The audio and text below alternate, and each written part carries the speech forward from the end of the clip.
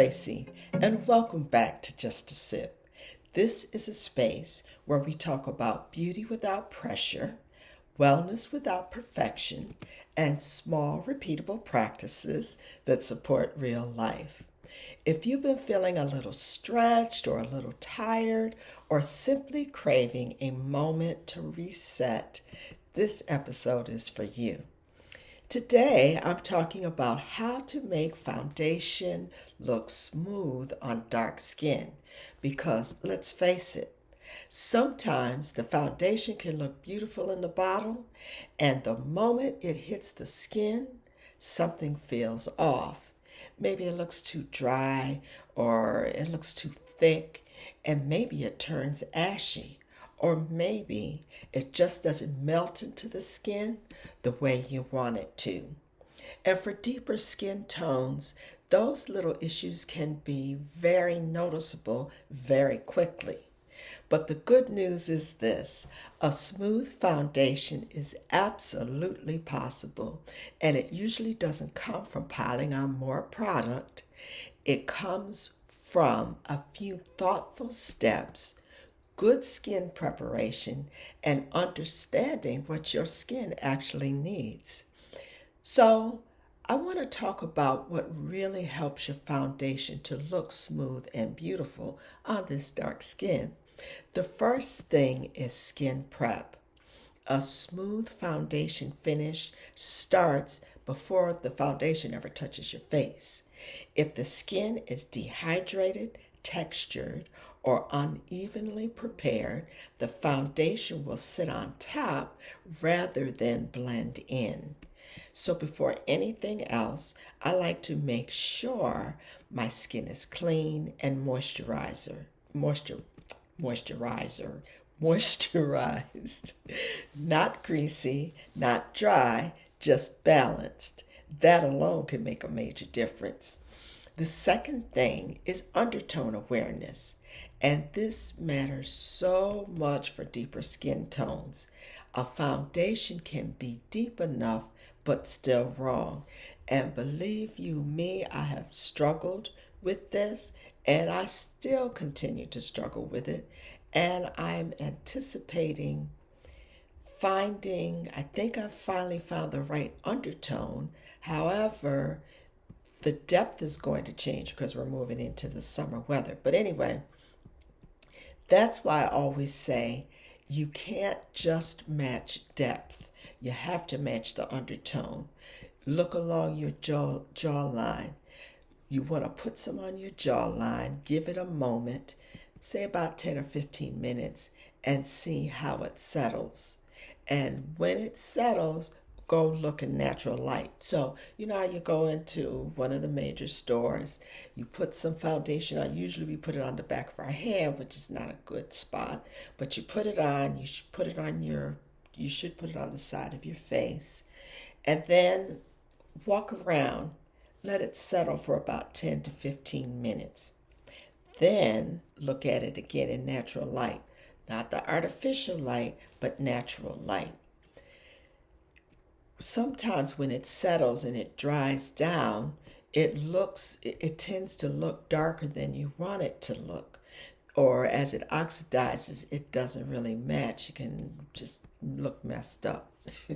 The third thing is using less product than you think you need. Often, when women want more coverage, they automatically use more foundation, but more foundation does not always mean a smoother finish. In fact, on mature or textured skin, too much product can look too heavy too quickly. So I recommend starting with a light layer. And usually, if you've seen some of my other videos and I demonstrate how I put on my foundation, I put a little on my makeup palette. I buff my brush into it. I buff the brush on the back of my hand, buffing the product into the brush, and then I apply it to my face. This way, I get a lighter layer. And usually, what I do is I just place it around the areas that are a little more uneven than others rather than automatically going for applying everything on all over my face. The fourth thing is about your application technique. You want to press and work the product into the skin, not just spread it around. Whether you use a sponge or a brush, the goal is to help the foundation melt into your complexion so it looks like skin, not a mask. And finally, remember that deeper skin tones often look especially beautiful when complexion products are balanced with warmth and life. Sometimes the foundation is flat, and that's not the foundation. You may need a little bronzer or a little blush or a bit of dimension, bring a little dimension back into your face. Because smooth doesn't mean one dimensional. Smooth should still look alive. Once you understand the technique, the real shift is how to think about foundation in the first place. I think one of the biggest mindset shifts around foundation is realizing the goal is not perfection. The goal is harmony. You're not trying to erase your skin, and you're not trying to cover every detail. You're trying or you're not trying to look like somebody else.